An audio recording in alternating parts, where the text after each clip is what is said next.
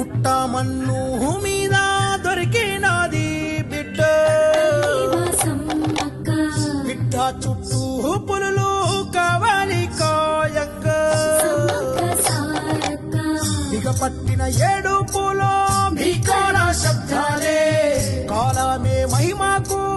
ముఖ్య శతాబ్దాలే మేడారం అంటేనే నిండు కాల త్యాగాన్ని కొనియాడే కుంభమేళ తడిమి తుడిచేను తల్లి కంఠధారా సమ్మక్క సారక్క జాతర